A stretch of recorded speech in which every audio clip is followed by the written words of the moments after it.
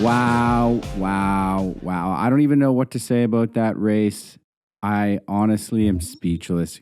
Greg, you and I, well, I guess you did stay up for it because it was 10 p.m. over there on the West Coast, but it was 2 a.m. over here in Halifax. And I just couldn't ignore the excitement. I was going to do the rewatch, but it was like 12:30 and I was like, "You know what? It's time to put on a cup of coffee. We're staying up for this one." And boy, am I glad I did. Greg, good to see you. Unfortunately, Mike can't be with us today for this episode. Very busy. He's got some ongoing business deals that he's doing. We're excited about that. So couldn't make it. We miss him. We love him. Since the professor is not present, you know what that means, Greg. It's just straight hot takes, and it's a perfect time to do it. Hot takes is all you're going to get. Thank you for tuning in. Marc, great to see you from the other coast. And yeah, kudos for staying up with me there. It was pretty late on my end out here in Portland, but the fact that you're 4 hours ahead of me in Nova Scotia is pretty impressive. Yeah, and it happened to be one of the longest races, maybe ever, considering what went down. So yeah, I got to bed at 5 a.m., but that's okay. Got 5 hours of sleep, and I'm feeling good today. Oh, and congratulations, by the way, the Portland Winterhawks up 2-0 in their first playoff series. So good job on that. Thank you, buddy. And yeah, it was also good to watch the GP with a lot of my coworkers after the second game. So a lot of newcomers to the sport there too. And what a good race to tune into if you're new to the sport. And like those guys mostly had watched Drive to Survive. That's their familiarity, kind of similar to how we got back into the sport. But yeah, it was pretty funny. And the anticipation, I guess, was very much matched by the results on the track. Right. It's like one of those things where you're introducing whether it's a sport or like a TV show to someone. You're like, I hope this is a good episode or a good race or game or whatever. And boy, was it ever. Couple storylines heading into the race. Stuff we've already talked about. You got the Aston Martins on the rise. We love that. You all know that. We've got the rivalry with Checo and Max heating up. We think what's going to happen. Are they going to face each other on the track and battle? Well, that wasn't to be, and we'll get to that. And Ferrari, of course, can they do something to turn around what seems like the worst luck in I don't know how long in any sport? It's really just, I mean, I'm speaking this way because we already know what happened in the race, but it's so sad. Can't get out of their own way. It's a comedy of errors every week, and this weekend in Australia was no different. That's for sure. No different. And yeah, let's speak on Australia for a second because it was a party down under. And we were very fortunate, actually, Marc, when I just happened to text my old roommate, one of my best good friends, Cape Breton, living in Melbourne, Australia, Brian McDonald. Shout out to BMAC for being our foreign race correspondent on the ground in Melbourne. Gave us a little bit of behind the scenes looks at just how exciting it was there in Melbourne. But yeah, record attendance numbers, great weather after the first couple of days, I guess I should say. But yeah, definitely one I want to get to one day. Oh yeah, what a beauty. Obviously, I haven't met him in person. Basically, I got a few videos sent to me from Greg, from this legendary guy. Makes sense that he's from Cape Breton at the grounds at Albert Park, having a great time, getting a couple great sound bites, and maybe a little foreshadowing here. If you recall, a couple years ago, with Max and Lewis pretty much tied on points heading into that final race of the season in Abu Dhabi. Mercedes won the constructors, but the drivers' championship was up for grabs, and we had all-out controversy at the end of the race. We're not going to get into it too much, but basically, if you're a Mercedes fan, Lewis was robbed. If you're a Red Bull fan, hey, that's just how it goes. The FIA technical director at that time, Michael Massey. And that was actually the year when they could speak to one another back and forth on the team radios. That was hilarious. But he was let go after that call that he made with the safety cars or the lapped cars going to go past the safety car, that debacle.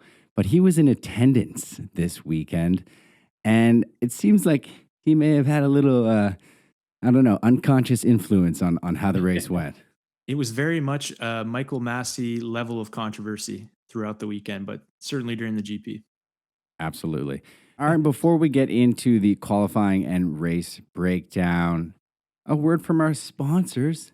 It's Boxing Rock. And I know it's a little late. We're recording this on Sunday night at 11 p.m. here in Halifax. But I've been waiting all day for Oh, this.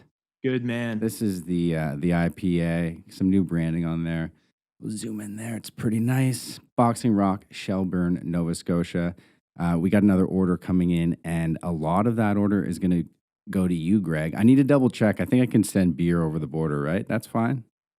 That seems okay. We're gonna pretend it's fine if it isn't. We're going to do it, and this is not evidence. I'm actually just lying right now. Don't worry about it. Okay. Boxing Rock, it goes down easy.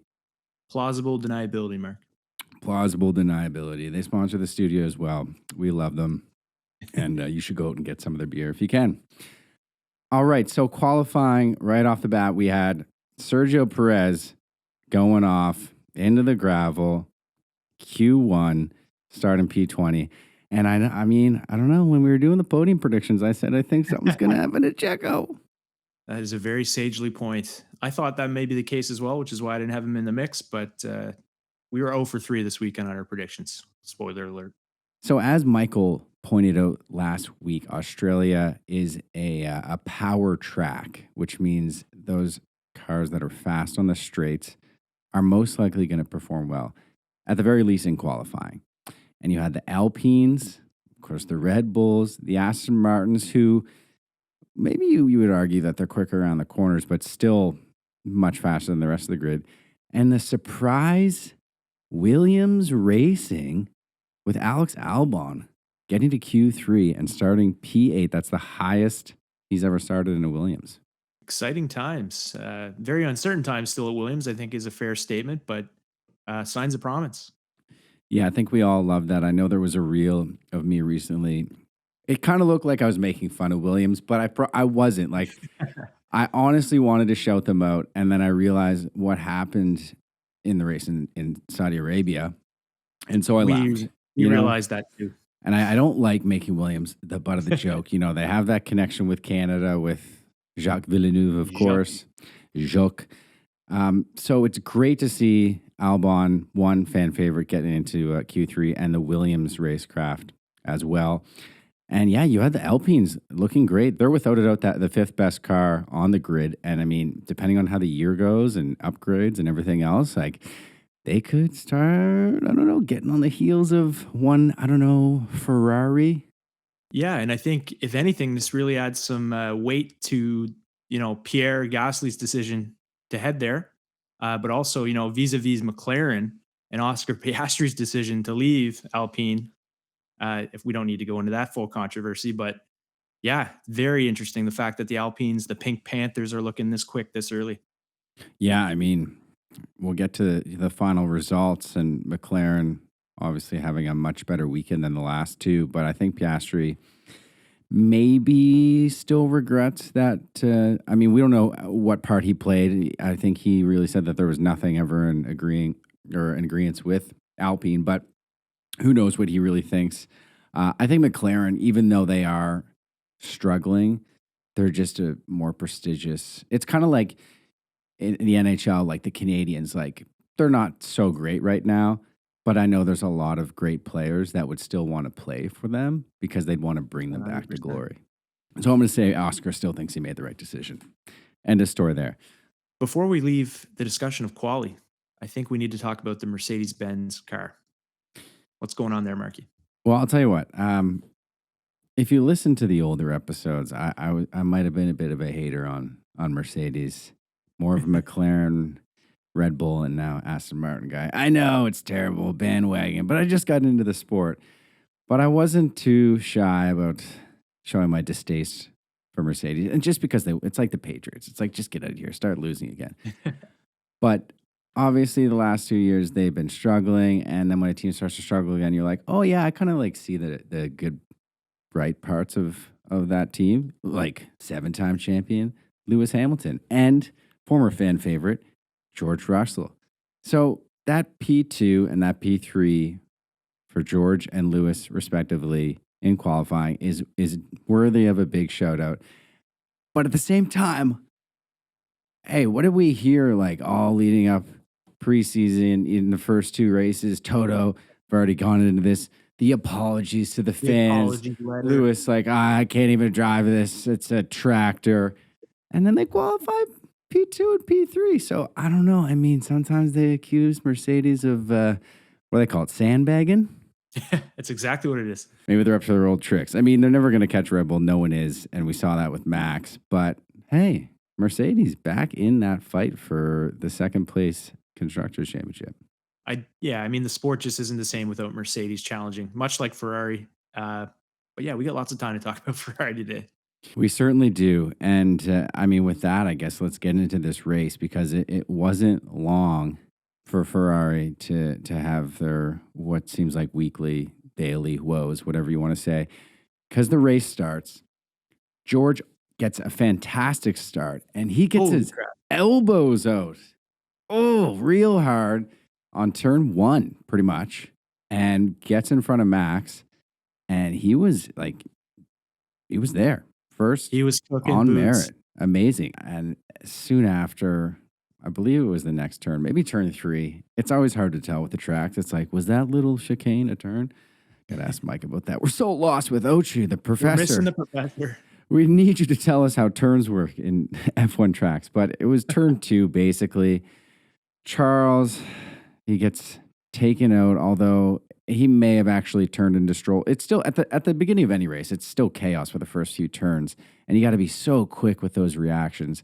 You're side by side, and he goes off into the dirt, into the gravel, actually, at Albert Park. He's stuck and he's done. And we've seen it, what seems like every week. Charles Leclerc out of the race, DNF. The poor guy. I just don't know how he does it. The guy has the worst luck in the last 24 months of any driver in any series. It's awful to see, and so awful, Mark, that I think you appropriately hit him with the Tony Braxton on Instagram. Yeah, that one is doing quite well. Posted that at 5 in the morning, just for Jesus. the Aussies out there.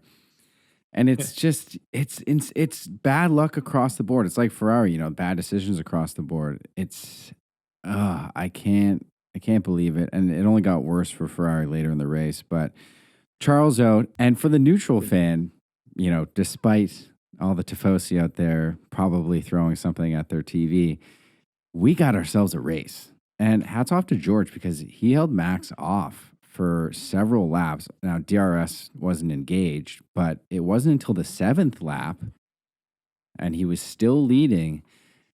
We just talked about how happy we are for this guy. Albon qualifying for Q3, and that high-speed chicane, I think, turn 8. I'm just pulling that out of my rear end, but that high-speed chicane, he loses the edge, spins off into the gravel, hits the wall pretty hard, and hard enough that it kind of sends him back onto the track. Dropped him right in the middle of the traffic there with that dust cloud, gravel all over the place. Pretty dangerous there for a few seconds. Very dangerous. They showed Nico Hulkenberg's helmet cam a few moments later, and he was so close to hitting him because the dust cloud that came up completely covered Albon's car that had come back onto the track.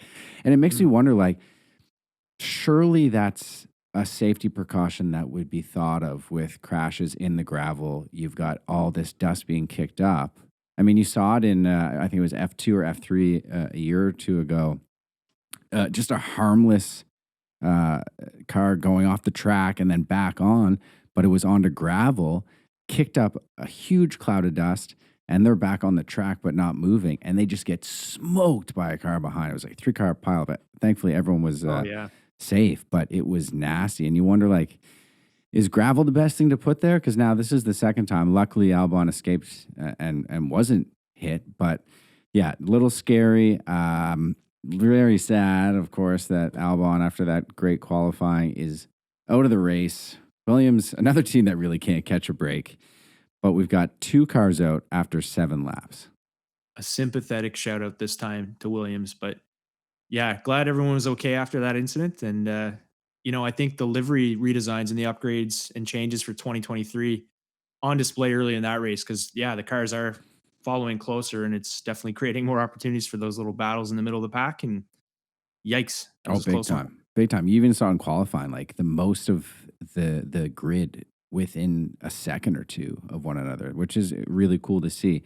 So that crash brought out the safety car, of course, and George in P1 pits, gets that what he thought at the time was a Oh boy. free pit stop.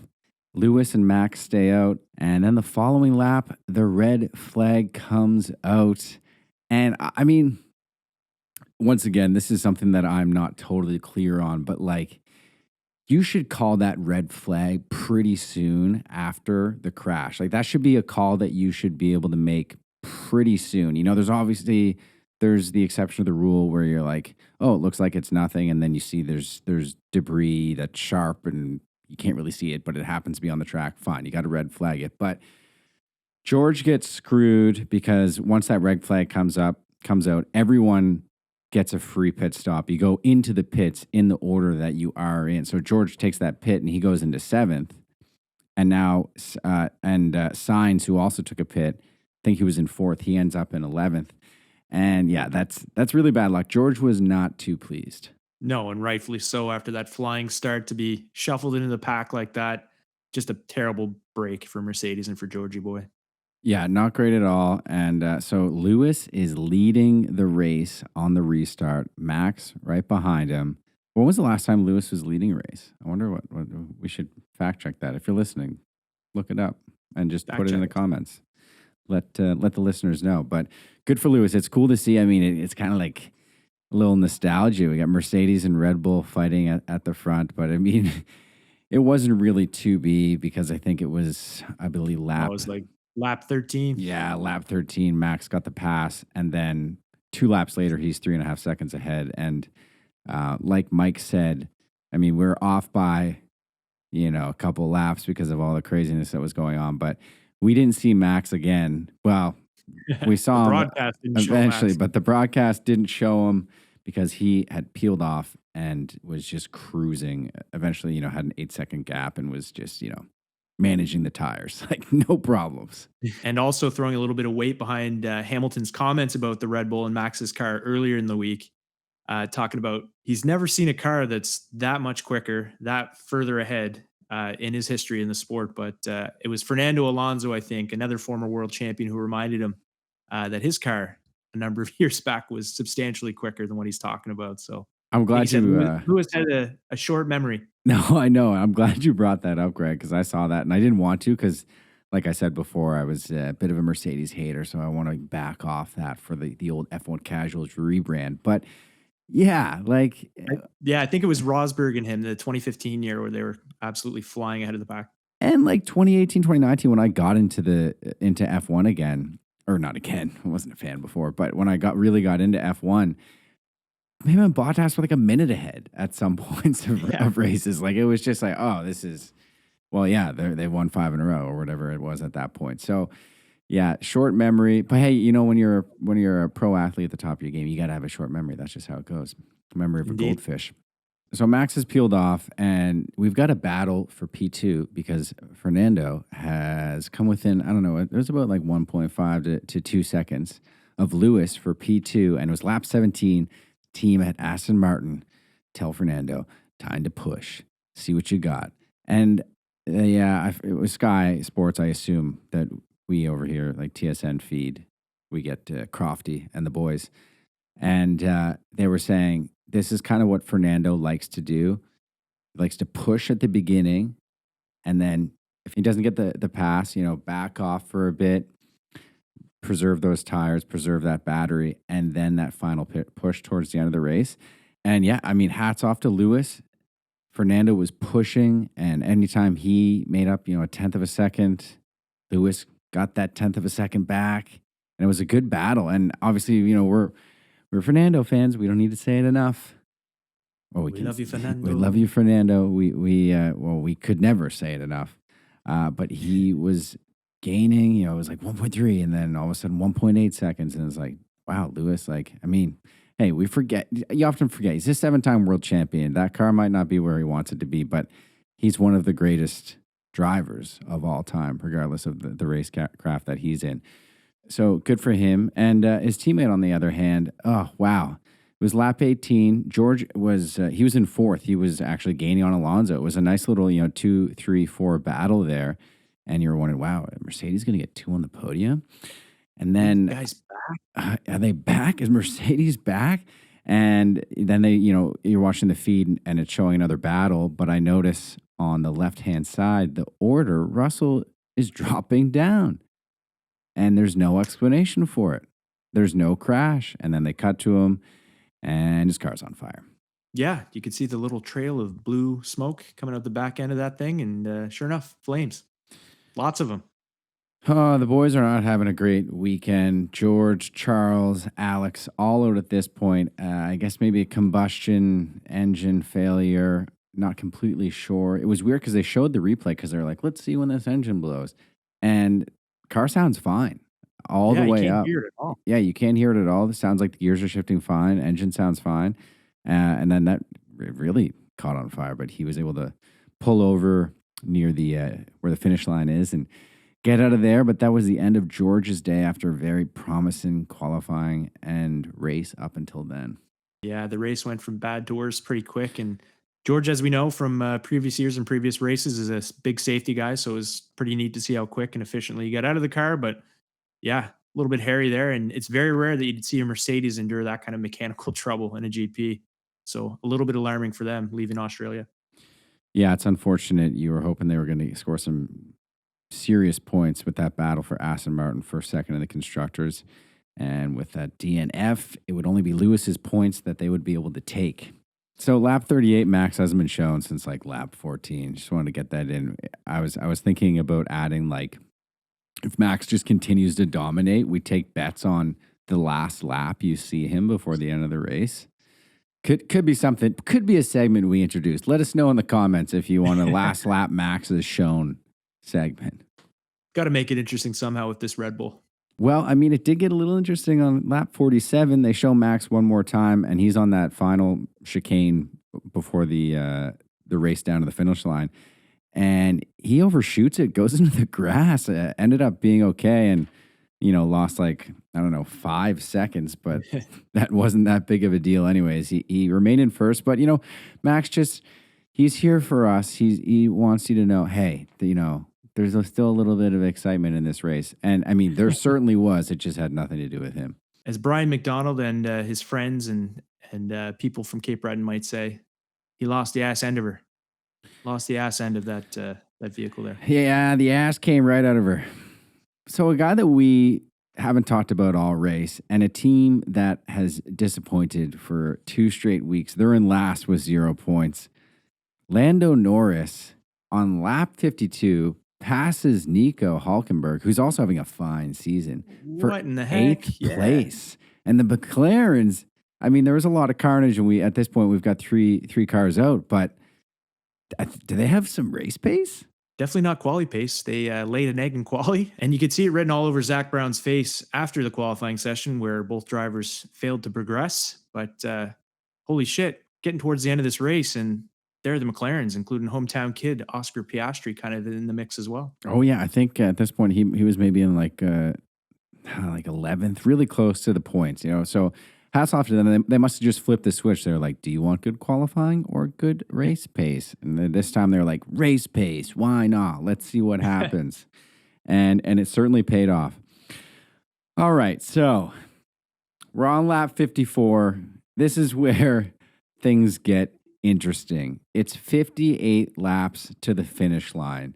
We're 5 laps away. It's got to be, I don't know, like 4 a.m. at this point for me here in Halifax. And I'm like, well, that's been a pretty crazy race. And Kevin Magnussen said, oh, well, you want to see even crazier shit? And let's just hit this wall right here and chuck the tire back in the crowd. Yeah, why not? Like there's no one around. I've taken this turn for 53 straight laps, but yeah, I'm just going to bash into the wall. Here's my conspiracy theory, Greg. Kevin Magnussen is a double agent for Liberty Media. I said it here first, and we're not going to put this on any Instagram reels because if Liberty Media finds it, they might cancel us.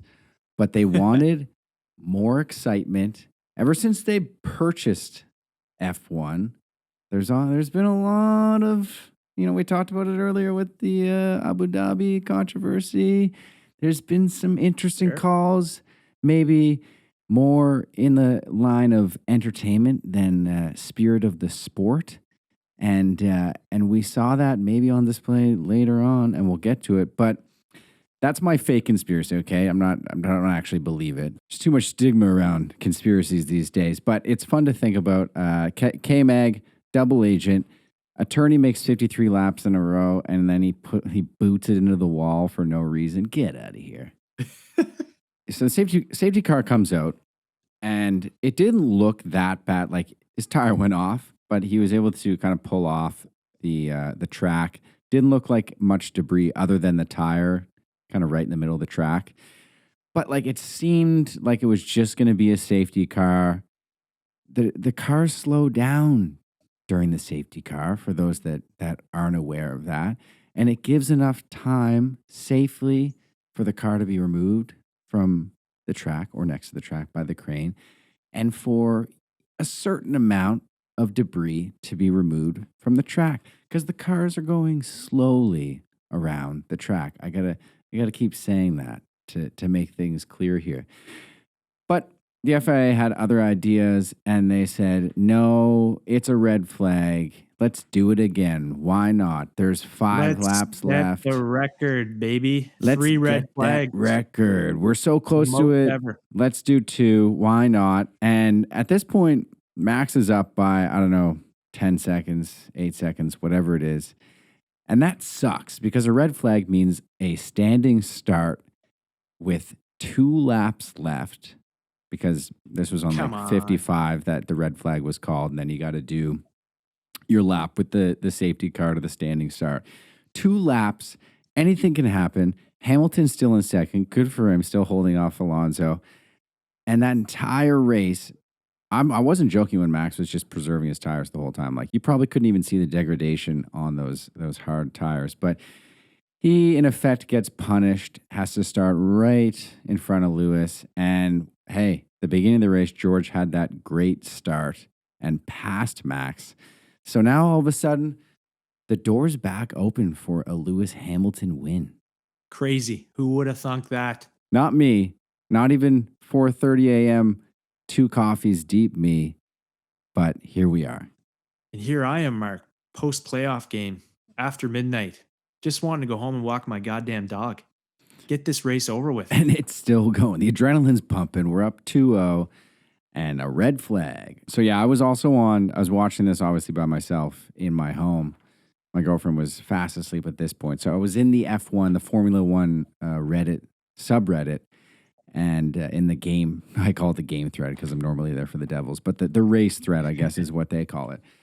And people are not happy that this red flag's been called. You know, you've got cars and teams that have worked 54, 55 laps to get where they are, like Max, to, put that distance in between them and other cars. And all of a sudden it's like a restart. It's like, hey, it doesn't matter. Everything that happened before, whatever. We're restarting the race with 2 laps to go. And Mark, not only was I thinking about the teams, the drivers, but also the fans, including one Brian Anthony McDonald, who at this point had arrived at the GP 7 hours before. This poor guy. I'm not gonna conjecture the beer count at this stage, but yeah, I'm assuming that was quite a shift with all these red flags. Oh, big time. I mean, if you go to our Instagram, and by the way, if you're not following us on social media, do it up at F1 Casuals, Instagram, TikTok. We're also on YouTube. We're doing the shorts, and we're on Facebook. I don't know why. I just decided, why not? Everywhere. F1 Casuals Facebook. They got reels now too. Got to reach the boomers, Mark. Check them out. And Brian had a hilarious little video clip that we popped on one of our reels, and it's getting a lot of love. I think it's got almost like 2,000 views now, and he's right. Natural. He's a natural. I don't know at what hour he was. He was at least a few beers deep at this time. He was double stacking beers in the video. He's feeling great. He gives us a little lesson on the amazing choices of cuisine with the food trucks on site. Indeed. And he also bashed Sydney, which is hilarious because I didn't even think about that. He's from Sydney. He's from Sydney, and he bashed Sydney. I mean, Australia, obviously, but still, that's the kind of love that Brian has for the city of Melbourne. And we had a couple of people from Melbourne. I sound so weird saying. I should just say Nailed Melbourne, it. right? Like, Yeah, I I'm not can't gonna. do it. I'm not Australian. Like Melbourne, whatever, Melbourne. I feel like I have Some a few accents in the wheelhouse. Aussie is definitely not one of them. no, no, me neither. That's not it at all. What am I doing here? Yeah, a couple people from Melbourne in the comments on that reel, like shouting them out, being like, "Yeah, Melbourne forever. Like Sydney will never get it. We're the sports capital." So yeah, shut up, Sydney, Australia. We're Melbourne fans. So this is a little funny tidbit here. Shout out to friend of the pod and one of my very good friends, known him since I was 4 years old, Sean Harris. He was doing the rewatch this morning, and not the one that was on TSN, which I think started at like 8 or 9. I couldn't tell you how that went, but he recorded the race, and his recording stopped Come on. when K-Mag's red flag came out. So he had no idea. I mean, obviously, with the group chat, we're like, and the internet, he would have gone on it and checked it out. But yeah, the recording ended right when K-Mag gets flagged, red flag. So he had no idea about this restart and the chaos that ensued. The carnage, Mark. Let's Oh, go. the absolute carnage. So we got this is why the drivers probably hated that red flag, because they knew this was just going to happen. You know, start of the race, it's a bit different. The nerves are a bit different. You're just getting into it. You're probably a little bit more tentative. You're safer. The adrenaline is not like just at a different level, you know, before 54, 56 laps of racing. And it showed because first turn, Fernando, oh, that was so hard to watch. I don't want to talk about it. I was literally thinking like, oh, look at this. We're getting another podium and maybe he's going to get P2 and pass Hamilton. Like I'm not thinking he's going to get taked out. Absolutely not. Or taken out. And Sainz, the fellow countryman, the Spaniard, his hero, by the way, Carlos's hero, he takes Fernando out, spins him off, not completely out. Fernando's able to get back onto the track, which would play hugely later on. Perez is off into the gravel on the other side. He manages to get back onto the track. Sargent from the rear goes straight into De Vries. They both pop into the gravel. They out. And then the Alpines, for no reason. It was so dumb. It made no, like, guys, So dumb. like, can't you see one another? Like, this is total carnage. They take one another out, just nasty shunts right into the wall. And that's Sargent, De Vries, the two Alpines, both completely out. Gasly, after such a great race, battling Sainz all race for that fourth position, they're both out. That's 4 on the first corner. Alonso still in it, but in last. And then on turn 3, pretty much this is when like the safety car is about to come out. Stroll goes off for no particular reason, and he ends up in front of Fernando, 12th and 13th, which at that time was second last and last because the rest of the grid behind them were out of the race. And that was just, I'm trying to like convey the type of emotion you feel when it's, 4:30 in the morning. You don't know what's going on. We're staring down 8 DNFs, and I've just watched the craziest bit of F1 action I've ever seen. Fair. Just craziness. So red flag obviously comes out. This was probably the only red flag that was 100% warranted. Yeah, that one's tough to argue for sure. Those Alpines were all over the track. And yeah, the red flag comes out, and we've got controversy because, okay, I'm going to put on my professor hat here. I tried to do a little research. I didn't even go to sleep after the race had finished. I stayed for all the post game to see all the thoughts, what everyone was thinking, what were the options, yada, yada. But basically, the red flag on the 57th lap effectively ends the race because the next lap, you do the formation and then you just pull into the grid as is. And that was, I think, safely anticlimactic given everything we'd had up to that point. So you wait for the red flag to elapse, you get the restart, and it's just, oh, same order it was. Great. Same. It's too bad, right? You're thinking, I wish like if there's a red flag, like make a rule because you're the FIA. You can do whatever you want. You own it. You own the Yeah. sport. Like do They've your shown thing. that. Like just be like, there. You can't end the race under a safety car. And this was the problem: is like they were red flagging races towards the end that were like maybe safety car, maybe red flag because they didn't Yeah. want to be under a safety car for like 6 laps to end a race while they're cleaning Sure. up. So they're like, let's red flag it. Doesn't matter how long it takes to clean up unless they're, almost at the end of the I think it's 3 hours a race has to finish in. But doesn't matter how long it takes to get cleaned up. We don't do any extra laps. And then we get back out there and we get racing before that checkered flag. But in this case, the red flag's so close to the end of the race, it doesn't matter. There's not enough laps. I say add one more extra lap if it's the end of the race. Just more all-out carnage probably, but do it. Exactly. Yeah. Whatever. But that's really not the point because here we go. Professor hat on. The red flag came out before Max, who was in first. I didn't even talk about this. Max got ahead of Hamilton, folks. So he was in first. He was coasting. But before he got to the end of sector 1, the red flag came out and he saw the red flag on the flashing lights that the drivers see to warn them.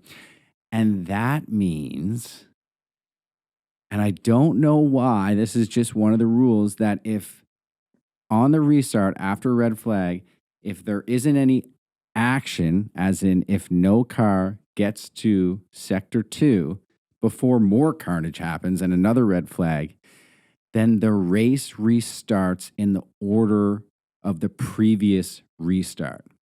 Crazy. Mikey would be proud. I think that you wore the professor hat with pride. You wore it well. Thank you. I'm running on 4 hours of sleep, but it was definitely worth it. So that's the option that has all of a sudden been brought to my attention by Crofty, whoever was talking on in the commentators box. And I'm like, oh my God, we still got a chance here for an Alonso podium back to back to back. But then you've got the other side of the story, which is like, well, there's like a little bit of gray area. Sometimes you don't have to go back to the previous order. I mean, they were just speculating. I think at the end of it, there was like, there's 4 different options we could go here. And it's like, why isn't it definitive where we're going here? Like it shouldn't be like, well, we're going to spin this wheel and Fernando could finish in 13th or he could finish on the podium. And it just, we'll get to it, but it just ended up being unfair regardless of the decision. Yeah. So after a lot of back and forth, which was like, I don't know, 15, 20 minutes, which Easily. Yeah, easily. And it seems like based on what the commentators are saying that it's going to be the current order, as in Fernando, no, P13. But then all of a sudden it's like, no, they've announced it. They're going back to the previous order of the previous restart. Fernando placed back into P3, which is huge that spin, back to what I was saying, didn't end his race. He was able to get back onto the track and keep going. And Lance going to that gravel, also huge that he was able to get back on that track and keep going because they get placed back in P3 and P5.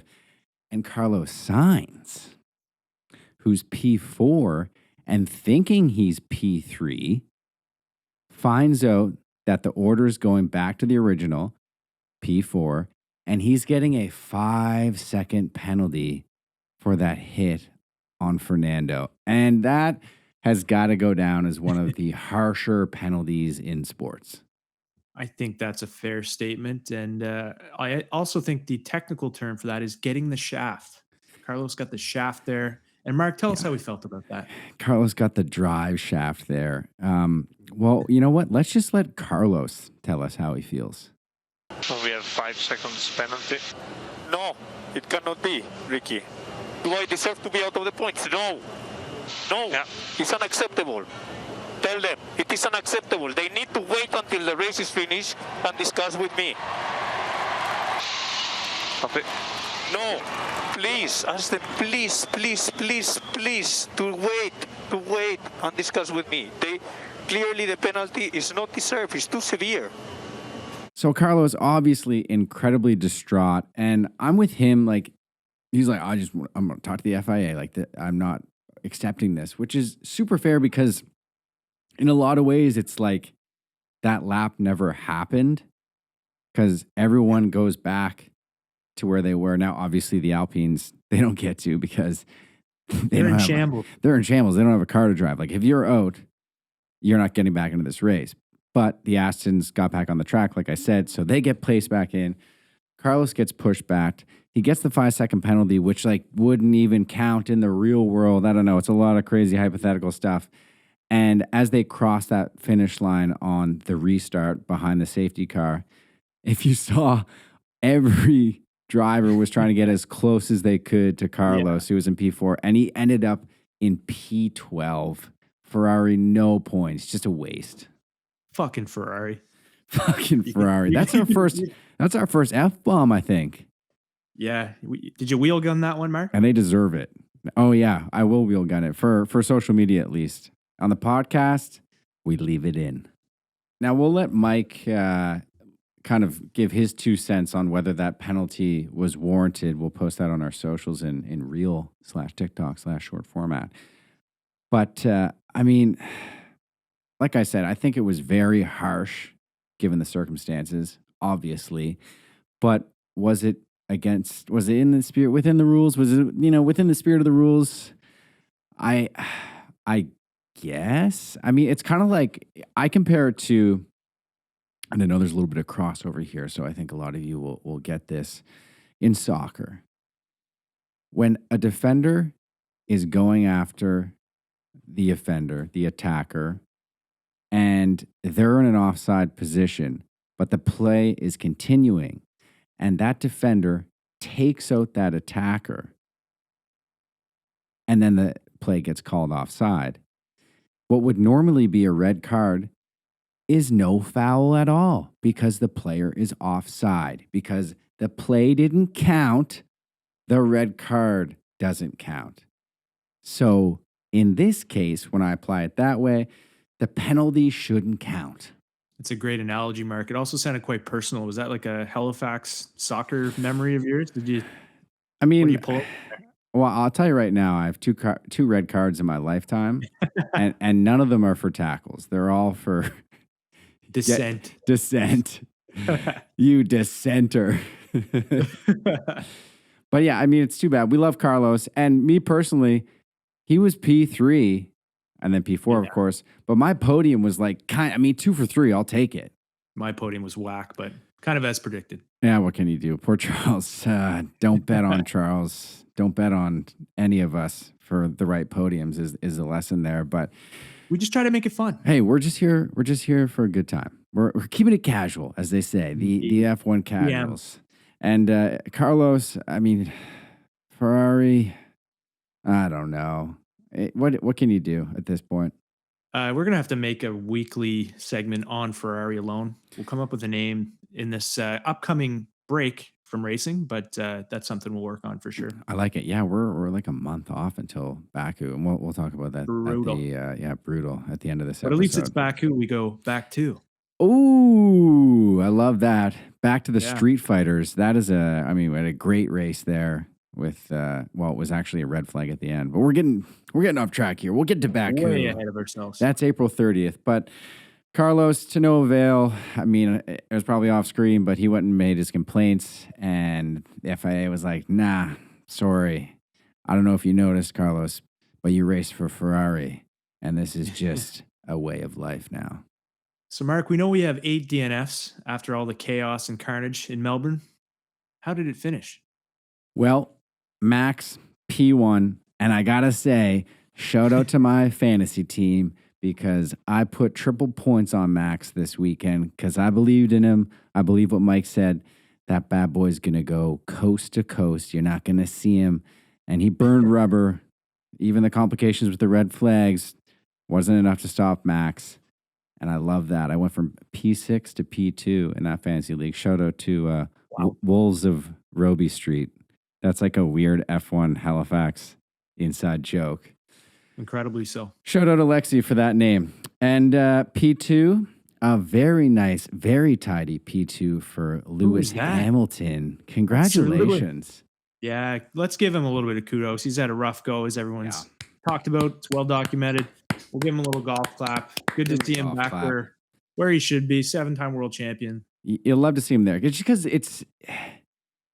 I shouldn't feel bad. There's no reason. He's a 7-time drivers champion and 8-time constructors with Mercedes. But it's like almost not right to see him not compete. It's like, what? Like, that's just not right. So awesome. Like in Chelsea, where they are in the Premier League table at the moment. I personally love it, but it just ain't the same. I know, right? That's another thing that we could talk about. All the money they've spent this year. Wow. And they just fired Graham Potter. Goodness gracious. All right. A lot of crossover in this episode. You got to love it. Yeah. Shout out to your boys, their fellow podcasters there at BNV too, the False Nine. Yeah. False Nine.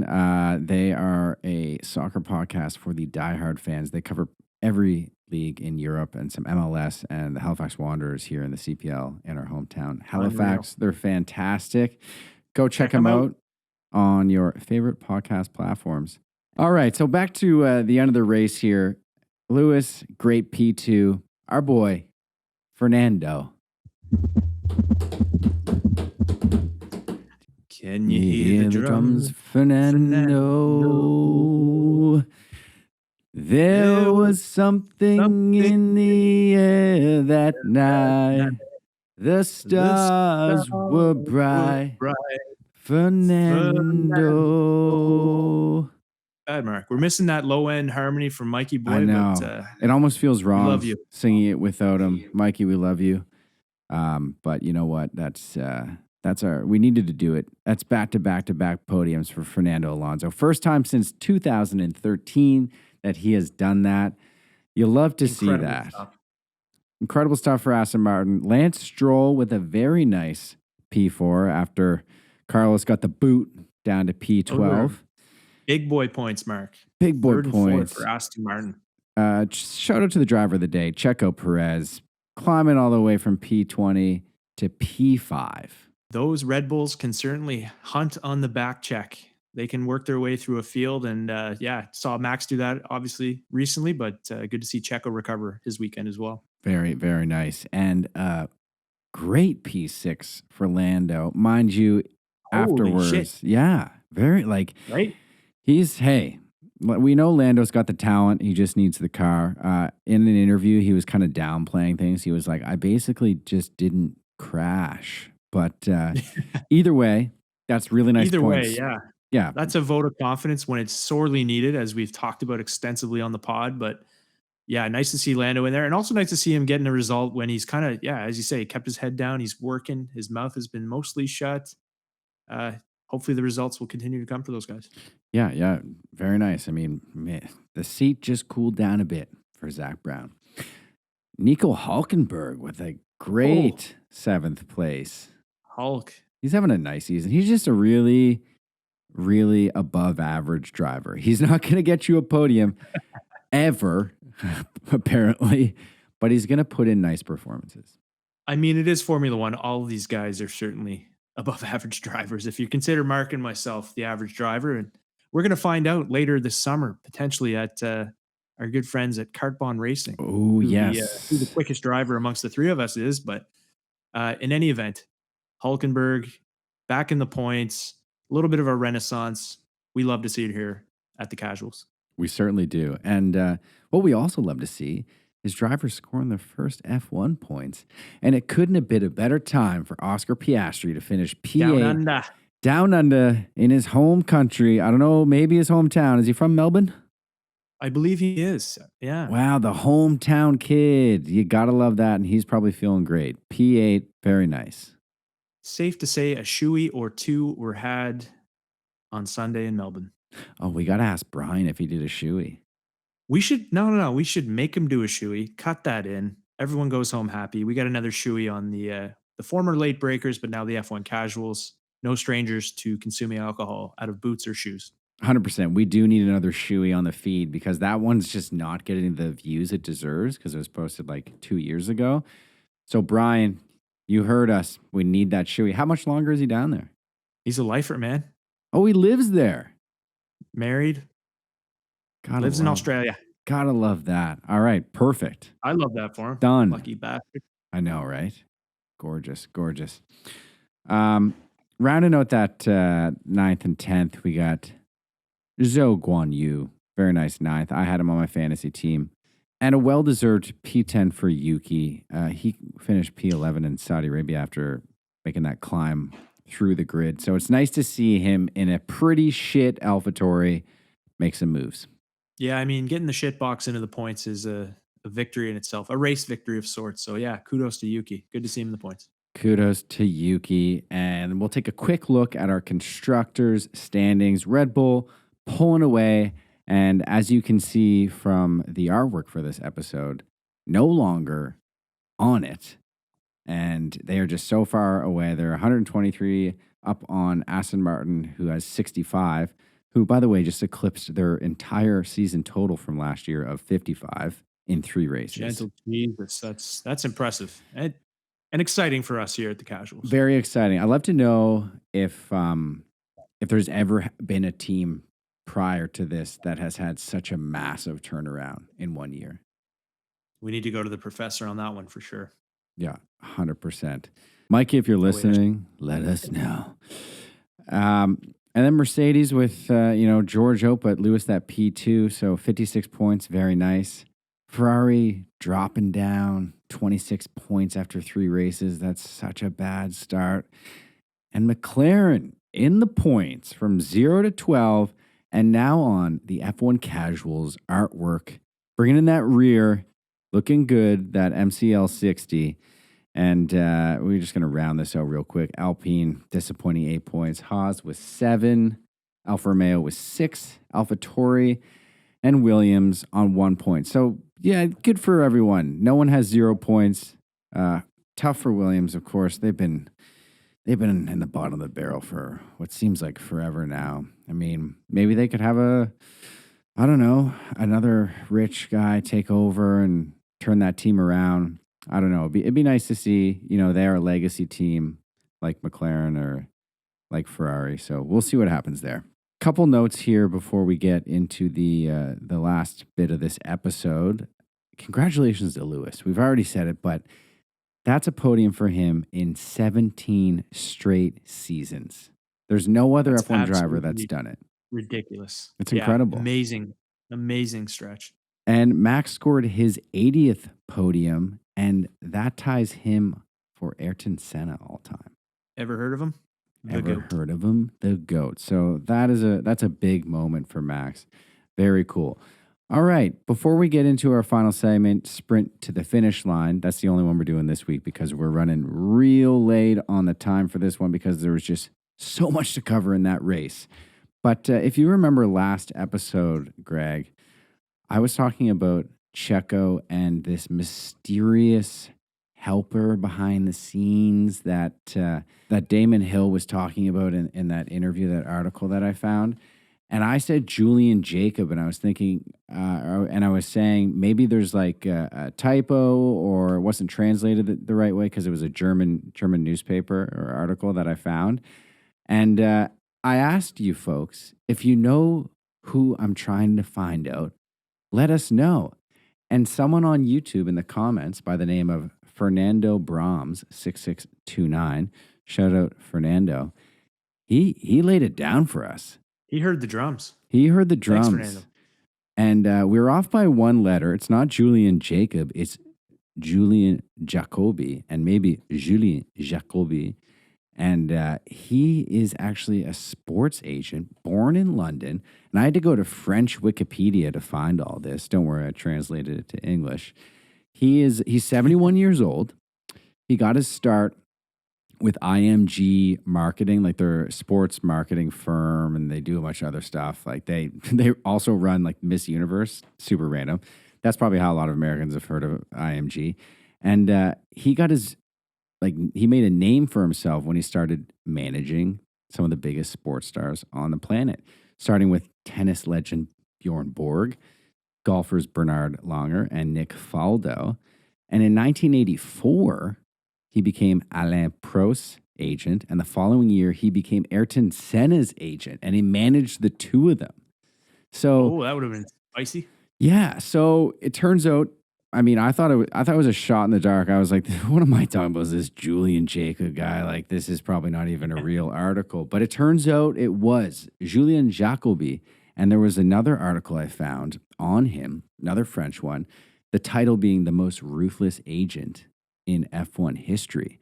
So he was able to get Prost and Senna and eventually Villeneuve and Juan Pablo Montoya, some of the biggest F1 contracts of all time. And especially back, in the 80s where big contracts were unheard of. And he was getting them in the tens, 36 million, I think, for Senna at one point.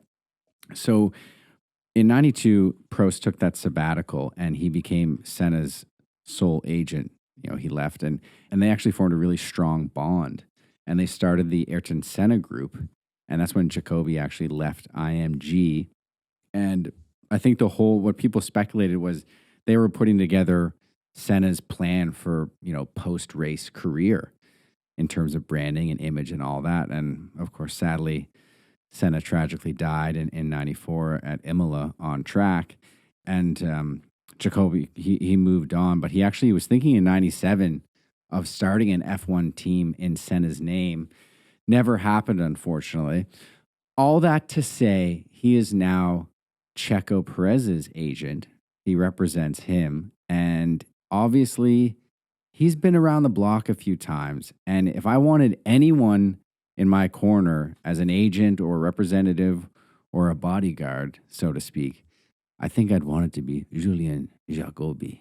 Goes from being a mystery man last week to an absolute legend this week with a little bit of research and a little help from our listeners.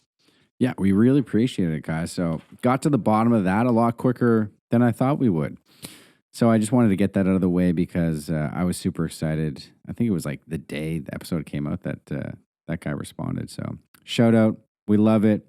Keep giving us more feedback on the episode.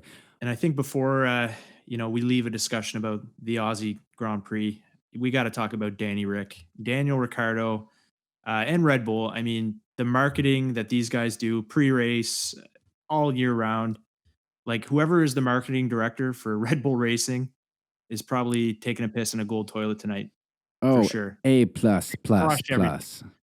Yeah. I mean, all that stuff where, you had Danny Rick going home, racing on dirt in the old, It was, model, yeah. I believe it was the 2009 Red Bull. Yes, the RB9. He's cooking around Australia. He's got dirt bikes flying over his head. All the stuff is filmed so brilliantly. There's planes racing him over top. You name it, Red Bull does it. But just great to see Danny Rick back in front of the cameras, smiling, looking happy, talking about, projecting for a seat next year. I think he even did a panel with Max and Checo there. Yeah, I saw asking that. some trivia about Australia to kind of cue up the race. So great to see him back in the fold. And who knows, with the things that can happen week to week in Formula One, maybe we'll see him in the seat at some point this season filling in. You'd love to see the Honey Badger back in a Formula One seat instead of being the third driver at Red Bull. And it really was Daniel Ricciardo's weekend. Like, he was everywhere. That video, and if you've seen the reels, like, check out the full video on YouTube. It's quintessential Red Bull. Like you said, Greg, you got the dirt bikes flying over. You got the airplanes, the little, whatever you call those, the little mini trick airplanes. It had it all. It was awesome. And you actually had a nice little clip from Christian Horner over the weekend saying they had to snap Danny back into his old self. I guess he alluded to Ricciardo picking up some bad habits at McLaren and Renault and just kind of like losing faith in his ability, maybe, like, sort of. So it's great. I mean, yeah, that's what it looked like. But it's not unlike Christian Horner to take any opportunity to take a shot at the other teams. Yeah, that's quintessential Christian. But we got a quote from Danny saying, signs are pointing to chasing a Formula One contract in the future. I'm here for it. We're big Danny Rick fans. Rick Nation, as some of the new podcasts out there call Danny. Love it. And it's good to see because he's always got that big smile and he looks like he's just a great guy. Easy to cheer for. All right, folks. Thanks for hanging in there with us. I know this has been a journey, the Australian GP. We didn't even think it was going to be a long episode, but here we are. It's time for another edition of Sprint to the Finish Line. Shout out to Williams one more time. And also apologies, I'm going to be looking off screen here because I got to look on my laptop for these ones because I've got 1, 2, 3, 4, 5, 6, 7 papers here, and I didn't print off the Sprint to the Finish Line. What can you do? Shout out to Williams. They've gained 1.3 seconds, and this was race pace at the Saudi GP. The Australian GP stats aren't in yet. That was only second to Aston Martin, who's gained 3.14 seconds. That's absolutely hilarious. But good for Williams showing that improvement. And I know Mike said that they're looking for a buyer that might be selling again. But it's good to see that they're not throwing in the towel. They're still trying to improve that car. And Williams technical director James Vowles, I think he was with Mercedes before, I believe. Mike, you have to fact check me on that. That's not James from the radio at Mercedes, is it? Sorry, this is James. It honestly might be, and if it isn't, that's embarrassing. We should definitely know that. But he's the team principal at Williams now, and he says there is a spark at Williams, so that's encouraging. In weekly Buzzkill news, Stefano Domenicali has said that he wants to get rid of Friday practice. How do we feel about that? Why, I guess, would be my first question. What's wrong with these race weekends? We're all watching. Yeah, like you listeners out there, you're watching. Would you do that?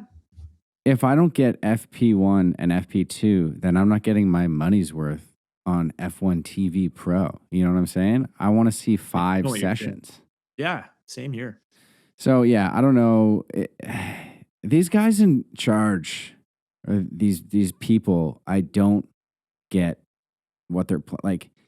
It's not that hard to run. Maybe it is. Maybe that's craziness to think. But like the FIA and now the F1 CEO, Stefano, like, what are you guys saying? Like, just listen to the fans. Do a shoey, have a couple focus groups, and then you'll understand what you need to do.